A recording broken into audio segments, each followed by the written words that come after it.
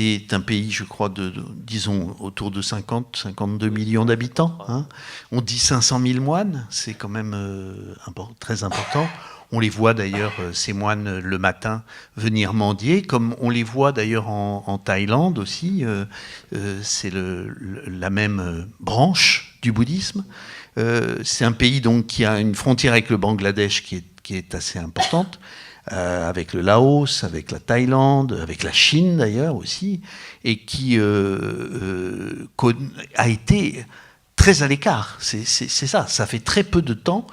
C'est une jeune démocratie. Et c'est les Anglais qui ont divisé en fait le pays par ethnie, par groupe religieux, divisé pour mieux régner. Et depuis cette politique-là, il y a eu des États en fait qui ont été dessinés par ethnie. Aujourd'hui, sur les cartes d'identité birmane, il est écrit le nom de l'origine de ce qu'ils appellent la race. Il y a ce contexte-là. Et puis ensuite, une soixantaine d'années de dictature, une dictature militaire sanglante, et les sanctions internationales étaient telles que le pays était complètement isolé. C'était un pays très très riche avant. Et aujourd'hui, c'est un des pays les plus pauvres du monde. Alors depuis 2011, 2012, le pays s'est ouvert, la Ligue nationale de la démocratie avait un peu plus de... Avec sa lady. Avec sa lady. Alors évidemment, nous occidentaux, et puis un certain nombre de gens aussi en Birmanie, misaient tout sur cette femme. Mais comme tout messie, elle a ses limites. Elle est loin d'avoir les pleins pouvoirs. Elle ne dirige pas non plus les ministères de la Défense et des frontières et de l'Intérieur. Donc, ces chantiers prioritaires, c'est la santé et l'éducation, qui sont dans un état catastrophique dans le pays. Et pour elle, la question des Rohingyas, c'est une plaie, parce que il y a une pression de la communauté internationale. L'armée s'en donne à cœur joie, parce que justement, ça la déstabilise, et en plus, on l'accuse, elle, ce qui n'est pas complètement faux, mais ce qui n'est pas complètement vrai non plus. Donc, elle est dans une impasse, parce qu'ils sont aussi complètement haïs dans le pays. Il y a donc 135 communautés. Minorités ou ethnies. Ethnies. Et il y a 7 régions, je crois, et quelques États autour, enfin, dont un, en particulier, nous concerne plus particulièrement les Rohingyas, c'est l'Arakan, c'est ça, qui est, dont la partie nord est en frontière avec le Bangladesh. Et c'est comme ça qu'ils ont quitté, à la suite d'agressions, de violences militaires, et qui sont partis compléter, si je puis dire. Enfin, il y avait déjà des camps au Bangladesh, mais là, aujourd'hui, la situation est dramatique dans ces camps. Alors, juste pour préciser, c'est pas nouveau. Ça fait des années que ça dure. Là, c'est vraiment un pic total ces derniers mois. Il y en a qui se sont réfugiés en Malaisie, en Indonésie, en Thaïlande, etc. Et puis beaucoup aussi se sont retrouvés à faire des allers-retours entre la Birmanie et le Bangladesh. Et c'est une région où il y a pas mal de trafic aussi, de trafic d'êtres humains.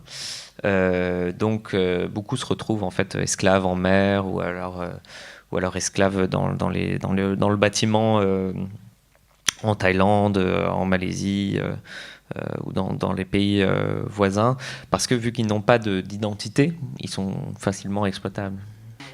Certains moines portent des messages qui n'ont rien à voir avec le message général de paix, d'amour, de compassion. Comment peut-on porter la compassion et en même temps parler comme ils le font, non seulement parler, mais faire répéter aux foules dans les manifestations de rejeter l'autre. C'est tout à fait sidérant, ça. À partir du moment où il y a un moine, on va pas se disputer avec lui, quoi. C'est la culture. Et donc, quoi qu'il dise, il a raison.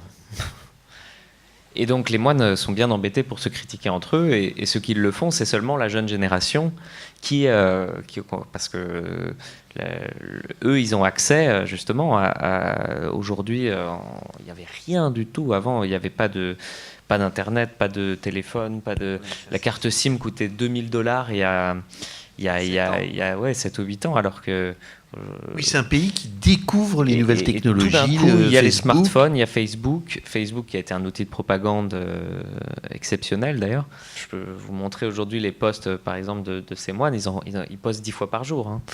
La religion et le supposé savoir, et du côté du supposé savoir, et même pur esprit à un moment donné, et que pour ce qui est du quotidien et de la survivance, ça doit leur être donné. Ça doit leur être donné par qui? Par le peuple, évidemment. Ça rappelle, effectivement, d'un autre côté, les privilèges qu'il pouvait y avoir auprès de la noblesse et du clergé dans l'ancien régime aussi. Pourquoi pas? Aung San Suu Kyi, on l'a beaucoup soutenu, c'était à la fois un espoir et puis quelqu'un pour qui on avait envie de s'engager, que l'on pensait très très engagé, je pense qu'elle l'est. Et ma question est-ce que, actuellement, après des années de résidence surveillée, est-ce qu'elle a cédé au fait qu'au fond, elle voulait bien vivre, ce qui peut se comprendre, et qu'elle avait, elle, a cédé également aux généraux pour pouvoir vivre autre chose que ce qu'elle a vécu pendant 20 ans? Est-ce qu'elle a voulu participer effectivement au pouvoir, mais que dans ce pouvoir, il y a des tensions et que ça lui fait peur, donc elle n'ose pas intervenir? Ou bien est-ce qu'elle a une stratégie particulière, vraiment, pour essayer d'apaiser toutes ces tensions? Le bouddhisme, il y a une question de... Alors, c'est peut-être pas le terme exact, mais ce qu'on dit dans le film, c'est interdépendance. C'est-à-dire que c'est pas vraiment l'aumône ou la mendicité, c'est le peuple donne, et ensuite, eux donnent au peuple oui, la spiritualité, voilà, ils vont les aider à s'élever d'une certaine manière. Ça fonctionne assez bien en général, hein, mais tous ceux qui n'appartiennent pas à ce système, ça pose un problème pour le fonctionnement de ce système. Donc, ce qu'on appelle le sarsanar, c'est donc la propagation, la préservation et la propagation du bouddhisme. Et donc, c'est inhérent, je pense, à la religion de vouloir la protéger. Mais évidemment, ensuite, c'est comme tout, c'est la question de l'interprétation. Pour certains, la protection et répandre, ça se fait d'une manière extrêmement spirituelle, philosophique, pacifique. Mais évidemment, d'autres l'interprètent différemment. Il y a une manipulation politique derrière. Et voilà. La dernière question, enfin, dernière intervention de monsieur concernait Aung San Suu Kyi. On a sous-estimé aussi l'intelligence en fait de la junte militaire, parce qu'on s'est demandé mais pourquoi ils font cette ouverture, c'est bizarre. En fait, probablement, ils voulaient échapper aux tribunaux internationaux. Ils voulaient avoir une façade un peu respectable. Ils avaient besoin de faire des rentrées d'argent, donc faire des levées de sanctions. Et ils ont mis Aung San Suu Kyi, ils le savaient qu'elle allait être élue, puisqu'elle avait un tel support dans le pays. Ils l'ont mis, mais évidemment, ils sont là, ils sont présents, ils sont partout. Il y a des adeptes du bouddhisme, des gens qui le pratiquent, et c'est devenu une philosophie d'État, plus qu'une religion en tant que telle. Quand vous dites c'est une question de génération, le mouvement Mabata, les vénérables que l'on voyait m'ont l'air quand même âgés. C'est pas des petits jeunes de 30 ans ou de 20 ans. Donc, j'ai plutôt l'impression qu'il y a une continuité de renfermement ou de peur de l'étranger. Je veux dire que c'est pas propre aux Birmans. Là-bas, c'est une religion. Parce que ce sont des rituels comme une religion, et c'est considéré comme une religion. Mais le bouddhisme tel qu'il s'est exporté en Occident est plus une philosophie. Et ensuite, sur la question des générations, effectivement, oui, le Mabata, il y a les vieux sages. Alors, le Mabata, c'est énorme, hein, quoi. C'est pas uniquement que des moines nationalistes, c'est aussi des moines qui n'ont pas forcément ces idées-là, mais qui se regroupent. L'idée, c'était de contrer un petit peu, justement, ce clergé officiel qui est sous tutelle de l'armée, et c'était la volonté, c'était d'avoir un groupement un peu indépendant. Mais aujourd'hui, ils sont de nouveau quasiment interdits. Enfin, le sous-chef a été arrêté récemment. Enfin, ils ont quand même pas mal de problèmes. Est-ce que vous avez en fait présenté votre film là-bas et devant qui, et est-ce qu'il y a eu quelque chose, quoi, voilà. Non, c'est une très bonne question. Avant même la diffusion sur Arte, il a été craqué et vu des milliers de fois là-bas.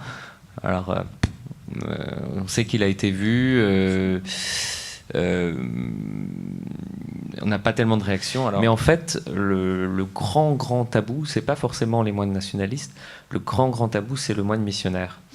Parce que c'est absolument...